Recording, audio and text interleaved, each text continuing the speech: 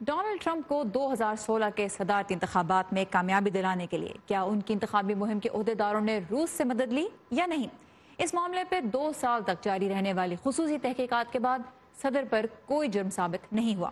ان کی مہم نے روس کے ساتھ گٹھ جوڑ نہیں کی۔ لیکن بات یہیں ختم نہیں ہوتی۔ سوال یہ بھی تھا کہ کیا صدر نے انصاف کی راہ میں حائل ہونے کی کوشش کی، یعنی کیا ان تحقیقات میں کوئی رکاوٹ کھڑی کی یا نہیں؟ تو اس کے جواب میں صدر کو بری ذمہ قرار نہیں دیا گیا۔ رپورٹ کے مطابق جو شواہد سامنے آئے ہیں ان کی بنیاد پہ اس الزام کو ثابت بھی کیا جا سکتا ہے اور مسترد بھی۔ اس خصوصی تحقیقات کی قیادت مئی 2017 میں رابرٹ ملر کو سونپی گئی، جو ایف بی آئی کے سابق ڈائریکٹر ہیں، ایک سابق فوجی بھی ہیں اور اپنے غیر سیاسی اور غیر جانبدار رویے کے لیے جانے جاتے ہیں۔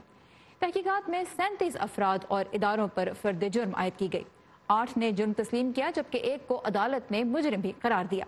ان میں اہم شخصیات ہیں صدر ٹرمپ کی انتخابی مہم کے سابق مینیجر پال مینافورٹ، جنہیں مالی بے ضابطگیوں پہ 7.5 سال قید کی سزا ہوئی، صدر کے سابق ذاتی وکیل مائیکل کوہن مالی جرائم اور کانگریس سے جھوٹ بولنے پر 3 سال کے لیے جیل جا رہے ہیں، جبکہ ٹرمپ انتظامیہ کے پہلے مشیر برائے قومی سلامتی ریٹائرڈ جنرل مائیکل فلن نے بھی تسلیم کیا کہ انہوں نے روسی شخصیات سے رابطوں کی تفتیش کاروں کو درست معلومات نہیں دی تھیں۔